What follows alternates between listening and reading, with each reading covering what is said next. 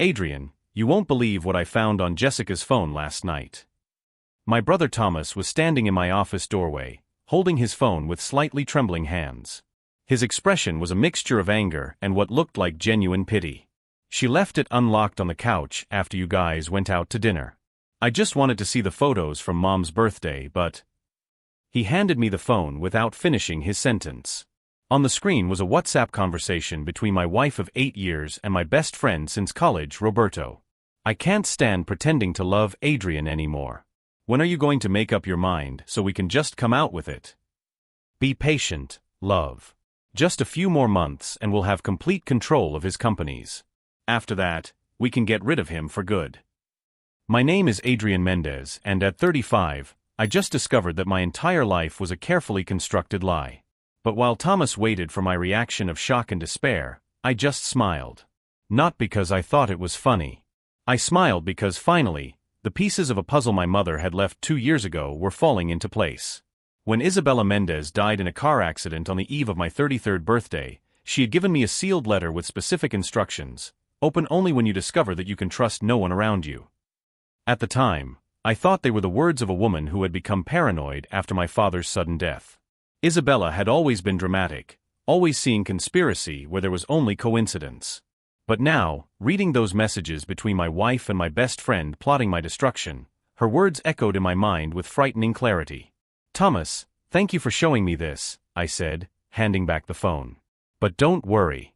I already knew. My brother looked at me as if I had gone mad. What do you mean, you already knew? Adrian, they're planning to rob you. Yes, I know. And I also know exactly how I'm going to make them pay for it. I walked over to the safe hidden behind the bookshelf on the wall, entered the combination my mother had made me memorize, and took out the yellowed envelope I had kept for 2 years. Isabella's elegant handwriting was intact on the cream-colored paper: to my son Adrian, the truth about Jessica, Roberto, and the family business. Thomas approached, curious. Mom left this for you. She left much more than that, I replied, carefully tearing the seal. And from what is written here, our family has scores to settle that go far beyond a simple marital betrayal. If you're enjoying discovering how a letter can completely change the course of a life, don't forget to subscribe to the channel to follow this whole story of revelations. Because what my mother had discovered before she died would turn my personal revenge into something much bigger than I ever imagined possible. Inside the envelope, in addition to the main letter, were 3 photographs that made my blood run cold. The first showed Jessica and Roberto in an intimate restaurant 2 years before our wedding. They were holding hands. She was wearing the engagement ring I had chosen myself. On the back, my mother's handwriting, June 2016, the same month she told you Roberto was just a friend. The second photo captured Roberto leaving the Mendez and Associates office at 11 o'clock at night, carrying a briefcase full of documents. Unauthorized access to mining contracts. He photographed everything while you were working at home. The third image shattered any hope that this was maternal paranoia. Jessica and Roberto in a meeting with Viktor Kozlov, the Russian oligarch who had tried to buy our rare earth concessions the previous year. A deal we categorically refused on suspicion of money laundering. They planned their approach 4 years ago, Isabella had written in her precise handwriting. Roberto offered to be his best man not out of friendship, but to gain full access to his personal and professional life. Jessica accepted his marriage proposal because it would legitimize her presence at family meetings and strategic decisions. Thomas read over my shoulder, his breathing becoming heavier and heavier. Adrian, that means that our entire marriage was an industrial espionage operation, I finished, turning the page. And that they don't just plan to leave me. They plan to destroy me completely. The letter continued with meticulous details that only my mother, with her background in forensic auditing, could have collected. Bank records showing regular deposits into offshore accounts linked to Jessica. Recordings of conversations where Roberto details the timeline for transferring our most lucrative contracts to shell companies controlled by Kozlov. I discovered all of this 3 weeks before my accident, Isabella wrote. They know that I know. That's why, if anything happens to me, you'll have enough evidence to protect yourself and fight back. But Adrian, son, be very careful who you share this information with. The corruption goes beyond Jessica and Roberto. My mother had highlighted the names of 3 people in red: Marcus Delgado, our accountant for 15 years. Sandra Williams, our family lawyer, and Dr. Eduardo Restrepo, our trusted doctor who had certified that Isabella had suffered a cardiovascular accident minutes before crashing her car. They created a network, I muttered, feeling the pieces fall into place.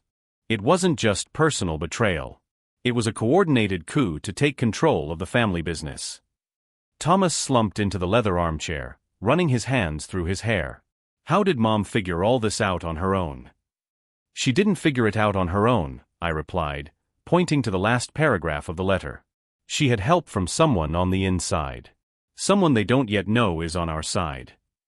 Isabella had left a name and phone number, Carmen Rodriguez, private investigator. She has additional evidence and is waiting for your call.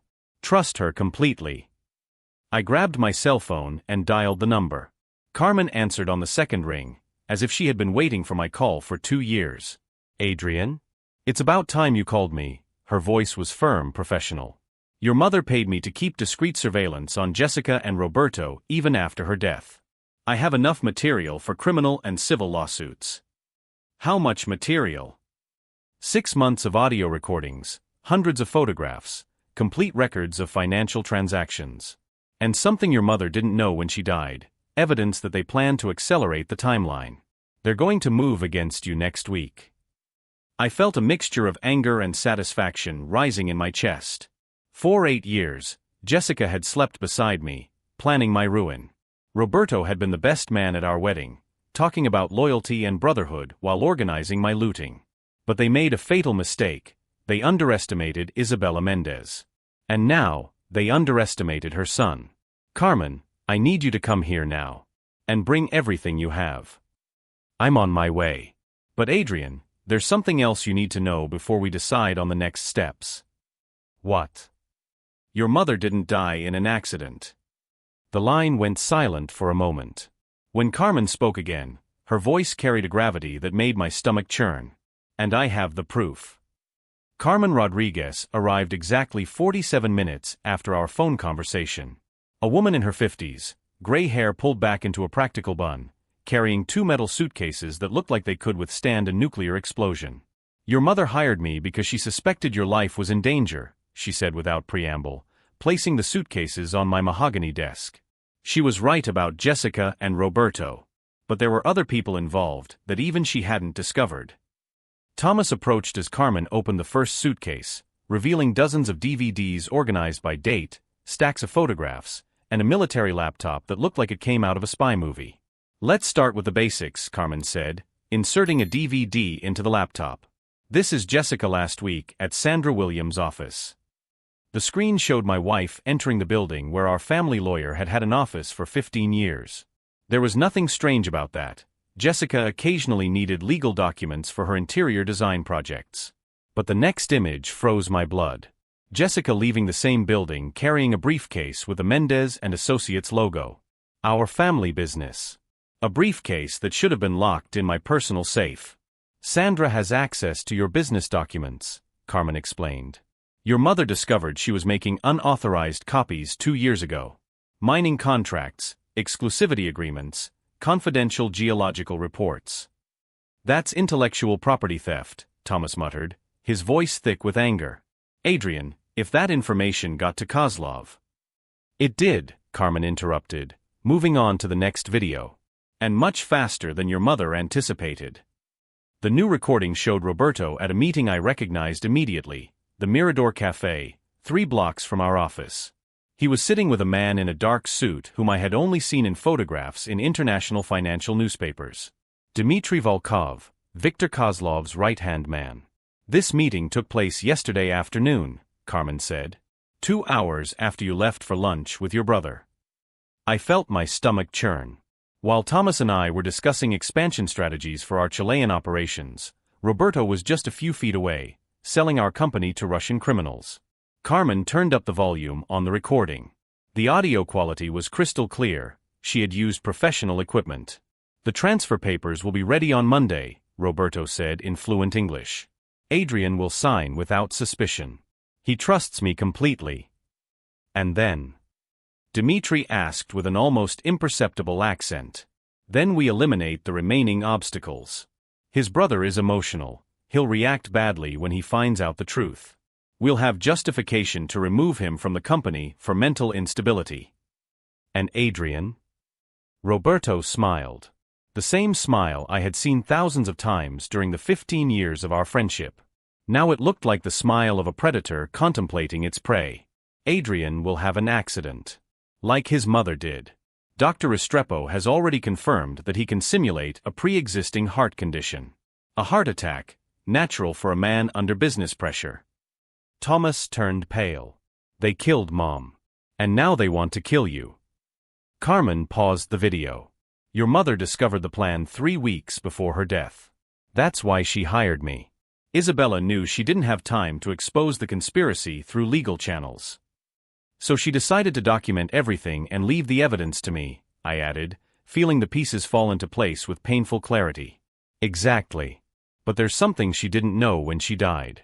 The network is much bigger than we imagined.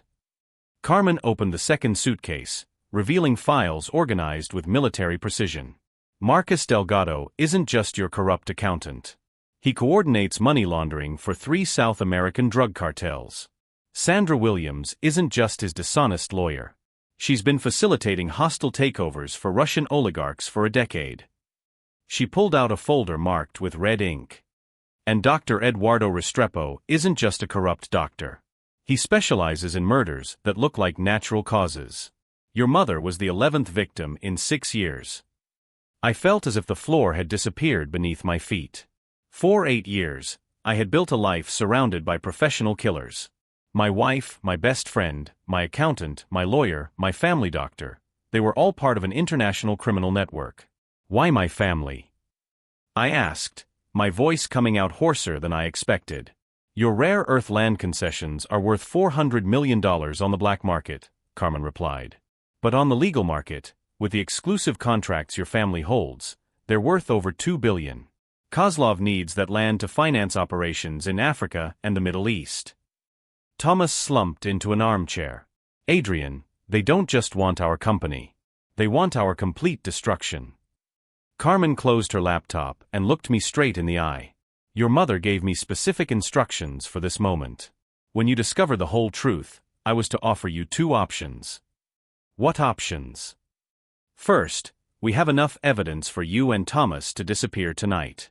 New identities, clean passports, bank accounts in tax havens. You can live comfortably in New Zealand or Iceland for the rest of your lives. And the second option? Carmen smiled for the first time since she arrived. We destroy them all. Completely. Legally, financially, and socially. Your mother spent 2 years building not only evidence, but a network of allies that can take down the entire operation. She pulled a satellite phone from her bag. This number connects directly to Federal Agent Harrison Matthews of the International Financial Crimes Division.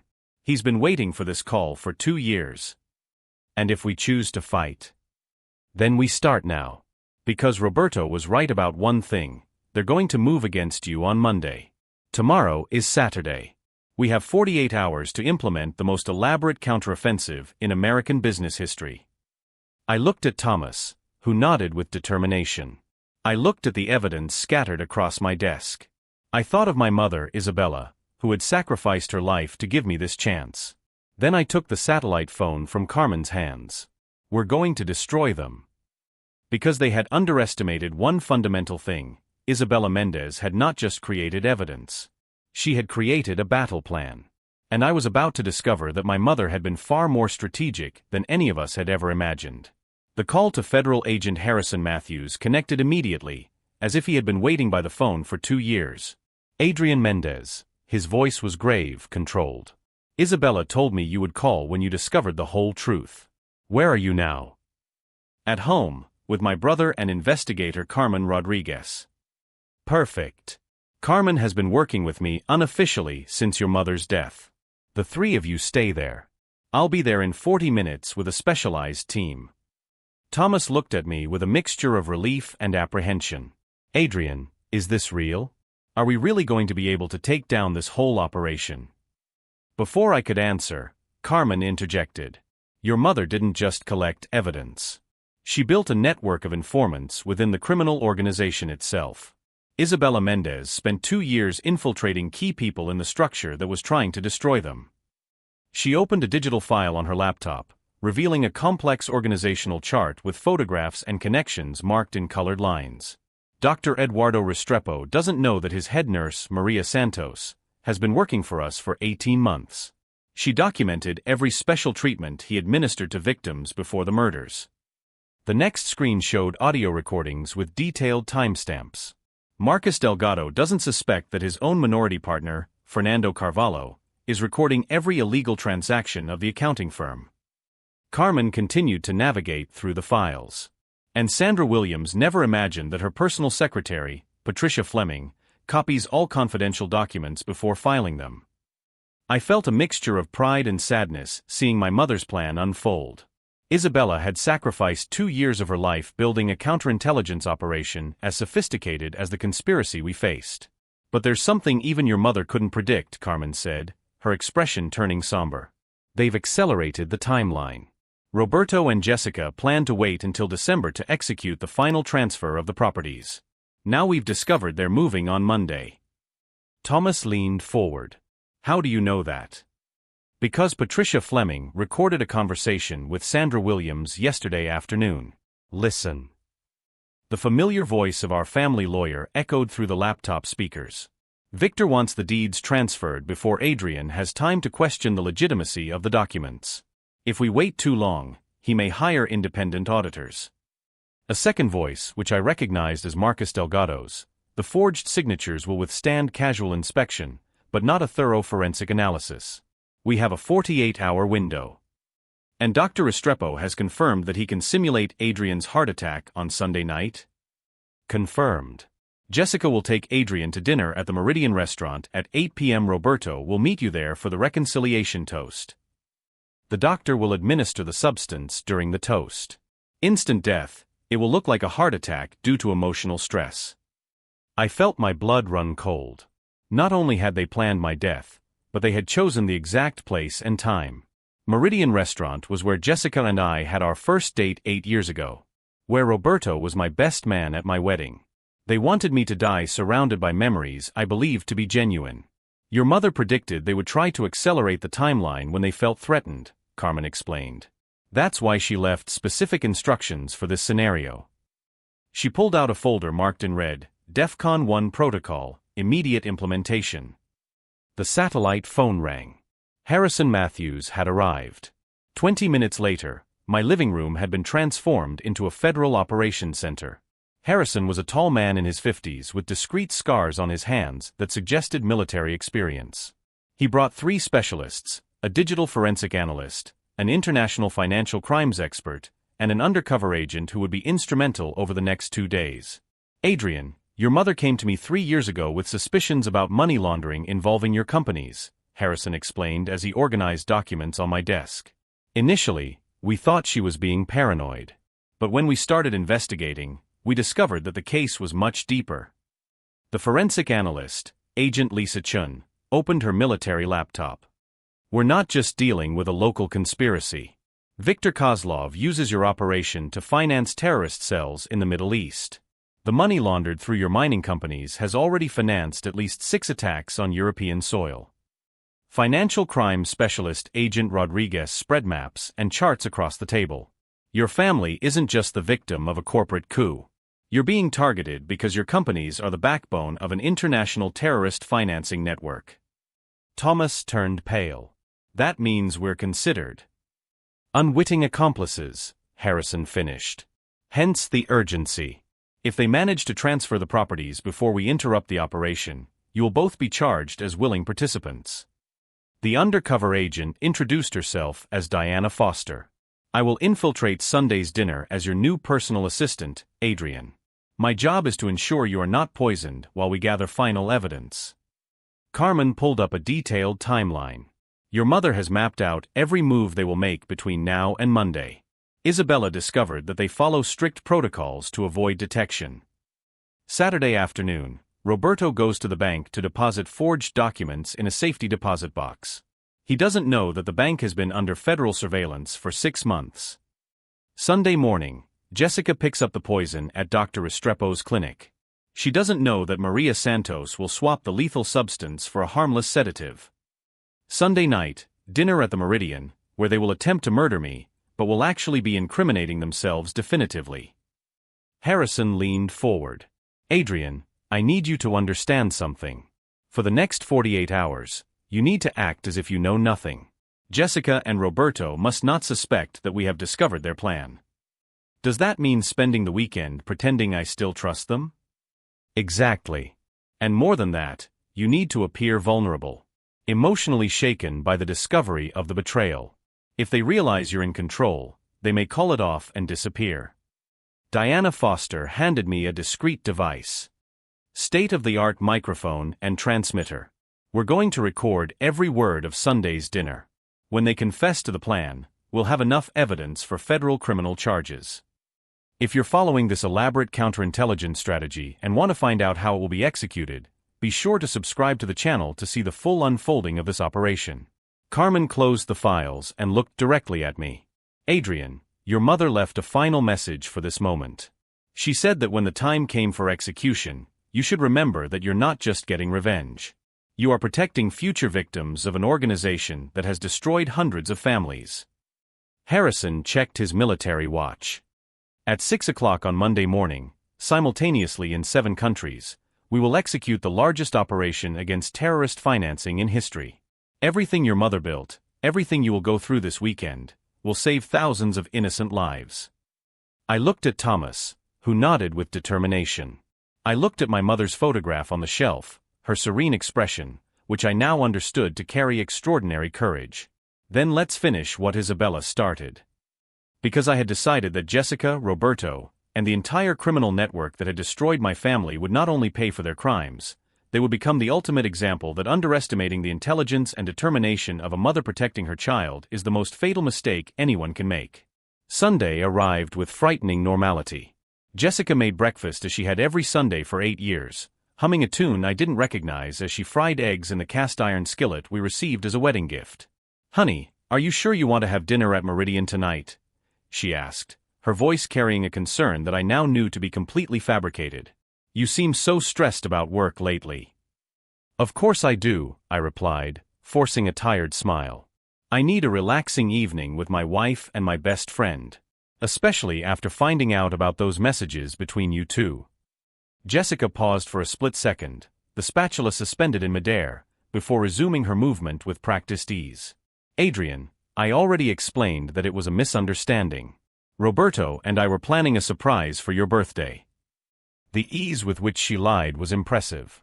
8 years of marriage, and I had never noticed how Jessica could lie while looking me straight in the eye, her expression of sincerity so convincing that it almost made me question my own sanity.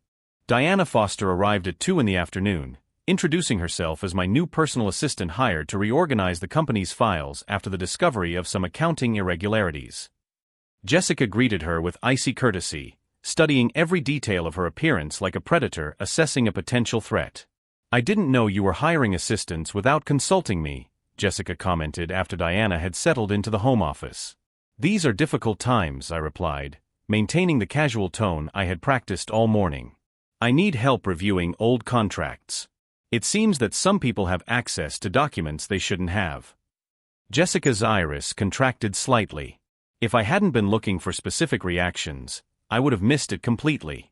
At 5 in the afternoon, my phone rang. Roberto, right on time, just as Harrison had predicted. "Adrian, man, I'm looking forward to our conversation tonight.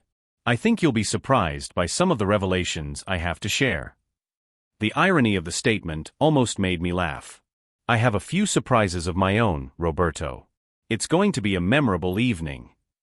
Diana discreetly checked the recording equipment while Jessica got ready for dinner. The microphone was so small it looked like an ordinary shirt button, but Harrison assured her it would pick up conversations up to 3 meters away with crystal clear quality. "Remember," Diana whispered while Jessica was in the bathroom, "when they bring the toast, pretend to drink, but don't swallow anything. Maria Santos assured me that the substance is harmless, but it's better not to take any chances." The Meridian restaurant was exactly as I remembered it from the night of our first date 8 years ago. Tables with white tablecloths, candlelight creating dancing shadows on the walls, the same sommelier who had recommended the wine Jessica and I shared when I still believed our love was real. Roberto was already there, sitting at the corner table he had reserved, wearing the navy blue suit that made him look trustworthy and prosperous. He stood up when he saw us, hugging Jessica in a way that seemed casual, but which I now recognized as the intimate greeting of conspiratorial lovers. "Adrian," he said, shaking my hand with excessive firmness. "You look terrible, man. Work stress." "Something like that," I replied, settling into the chair they offered me. The same chair Jessica had sat in 8 years ago when she said yes to the first date that would lead to our fraudulent marriage. For the first 20 minutes, the conversation flowed with forced normality. Jessica told them about the new design project she was working on, a lie I now knew was a cover for her criminal activities. Roberto commented on trends in the technology market, demonstrating knowledge he should never have had about our confidential contracts. I participated in the conversation, asked the right questions, laughed at the appropriate comments, while internally cataloging every word that would be used as evidence in the federal proceedings that would begin on Monday. That's when the sommelier approached with a bottle of champagne and the atmosphere subtly changed. "On the house," he announced, filling 3 glasses with golden liquid that bubbled in the candlelight. "To celebrate old friendships." Roberto smiled, raising his glass. "Adrian, I want to toast our friendship. To the 15 years we've spent together, and to the many years yet to come." Jessica raised her glass as well, her eyes sparkling with a mischief that I could now see clearly. "To the family we have chosen." It was time. The moment Harrison had described in detail during our briefing. The moment they would administer what they believed to be a lethal substance, when in reality they would be incriminating themselves definitively for recordings that would be used as federal evidence. I raised my glass, brought it to my lips, and made a motion to drink while keeping my lips closed. Roberto and Jessica drank immediately, their expressions of barely concealed satisfaction almost comical in their transparency. "Now we need to wait about 15 minutes, Roberto said, discreetly checking his watch. "The effects are gradual but irreversible." This was the confession Harrison had been waiting for. Effects of what?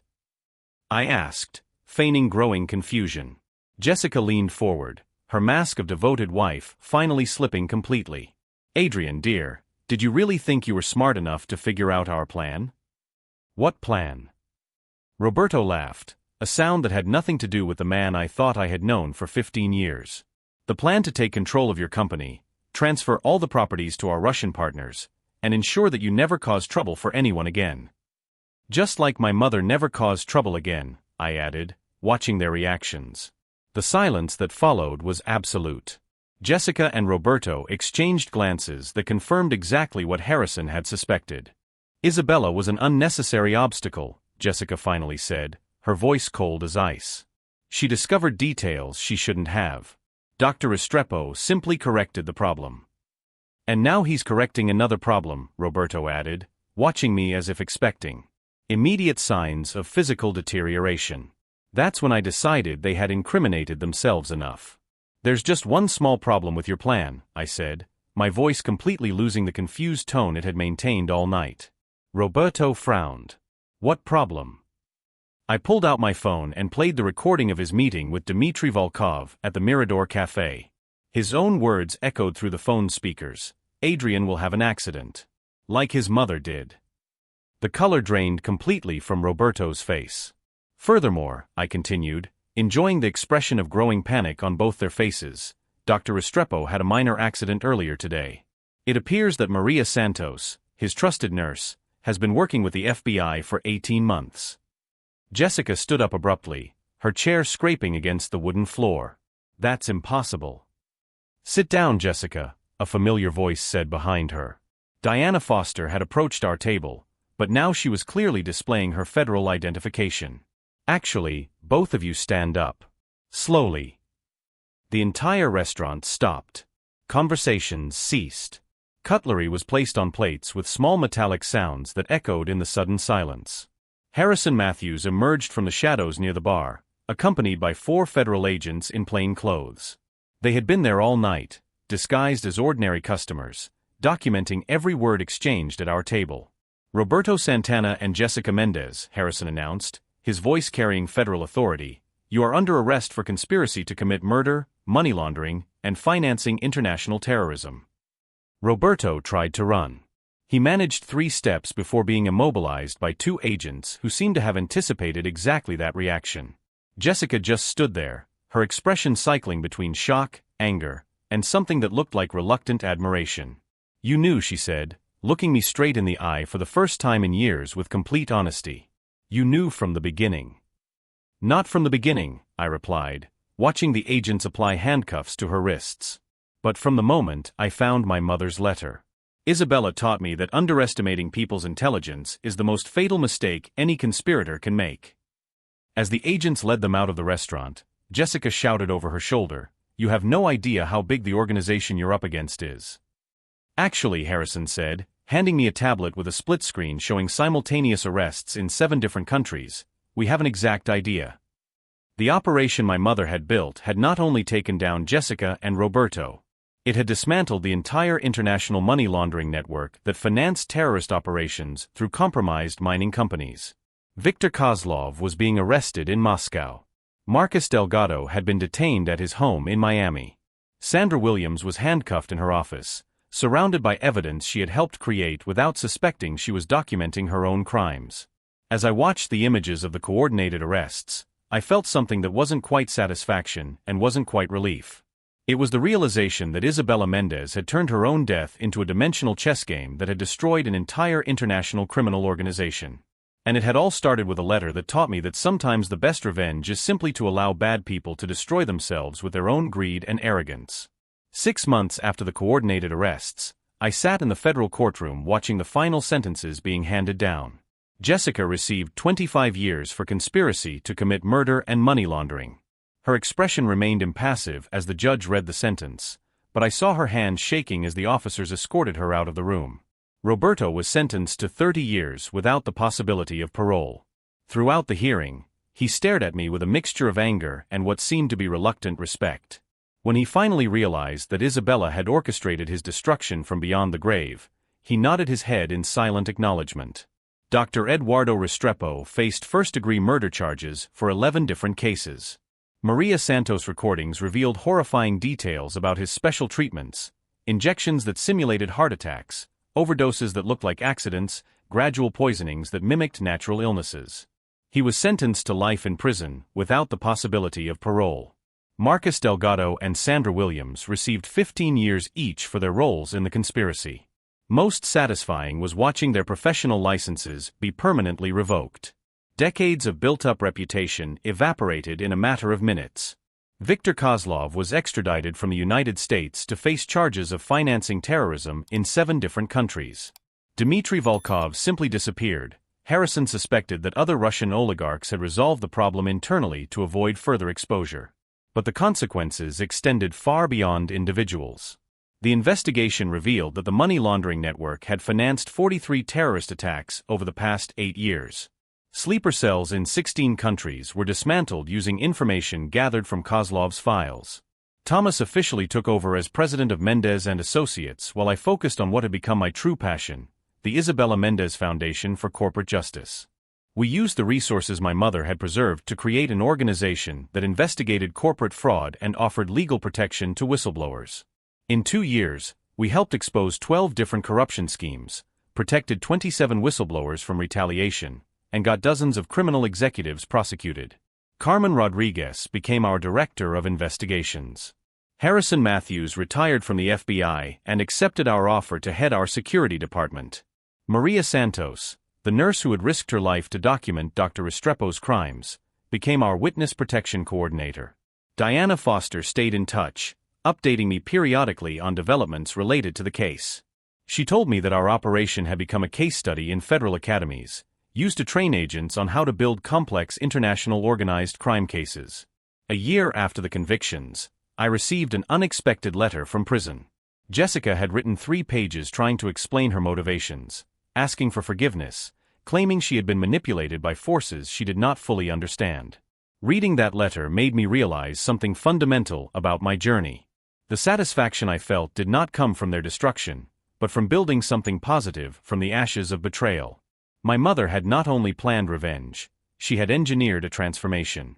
Thomas found me that afternoon in the Foundation's office, organizing files for a new case involving pharmaceutical fraud in Costa Rica. "Have you ever wondered what your life would be like if Mom had never uncovered the conspiracy?" he asked, sitting down in the armchair across from my desk. I stopped organizing the documents and considered the question seriously. I would probably have lived the rest of my life believing that Jessica loved me, that Roberto was my best friend, that my companies were legitimate, and one day, I would have simply died of a conveniently timely heart attack. "Do you miss your ignorance?" "No," I replied without hesitation. "The truth, even when painful, is always better than living a comfortable lie. Isabella taught me that foresight is always better than reaction. Planning is always superior to improvisation. And documenting the truth is always more powerful than relying on memory." I opened the desk drawer where I kept my mother's original letter, now framed and protected by glass. Her words had proven prophetic in every detail. If you are finding that you cannot trust anyone around you, then it is time to find out who you can really trust, yourself. Isabella had understood something that took me years to fully appreciate. The greatest revenge is not to destroy your enemies. It is to turn your pain into purpose, your anger into justice, your vulnerability into strength that protects others. That night, I drove to the cemetery where Isabella was buried. Her grave now had an additional plaque, "Isabella Mendez, Mother Visionary, Architect of Justice. The truth always prevails when you have enough patience to document it completely." I sat on the grass beside her grave and told her about the last case we had solved, a medical device company that was selling defective implants to hospitals in developing countries. Our investigation had saved thousands of lives. "Thank you for teaching me that sometimes the best revenge is simply to refuse to be a victim," I whispered to the stone that marked her resting place. "And that building something positive from the ashes of destruction is always more satisfying than simply watching your enemies burn." A gentle breeze rustled the leaves of the tree planted near the grave, a cherry tree that bloomed every year on the anniversary of her death, as if nature itself recognized that something beautiful can grow from the most painful of endings. 2 years later, while speaking at an international conference on corporate crime, someone in the audience asked how I had found the courage to take on such a powerful organization. "The courage didn't come from me," I replied, looking at the hundreds of investigators, prosecutors, and activists in the audience. "It came from a woman who understood that patiently documenting the truth is more powerful than any conspiracy based on lies. And that sometimes, the greatest act of love someone can do is to prepare those they love for battles they may not live to see." If this story of determination, strategy, and justice has inspired you, don't forget to subscribe to the channel for more stories of people who have turned betrayal into triumph and pain into purpose. Today, when I look back on my life, I see that Isabella left me more than just evidence and financial resources. She left me a model for how to live, with my eyes open, carefully documenting, trusting in the truth, and always building something positive from the wreckage that others leave behind. Jessica tried to poison me. Roberto planned my murder. Together, they built an entire life based on elaborate lies. But in the end, they themselves provided all the ingredients necessary for their own destruction. And me? Well, I turned the wreckage of my fraudulent marriage into the foundation of the most effective justice organization the corporate world has ever seen. The last I heard about Jessica, she was serving her sentence in a federal prison, working in the library and, according to reports, studying law. Apparently, she finally decided to be on the right side of the law. Roberto is serving his sentence in a maximum security facility, where he has been participating in rehabilitation programs and, surprisingly, has been helping federal authorities identify other organized crime networks. As for me, I'm here at my foundation, surrounded by extraordinary people who dedicate their lives to protecting the innocent and exposing the corrupt, knowing that every day I honor not only my mother's memory, but the legacy of all those who choose truth over convenience.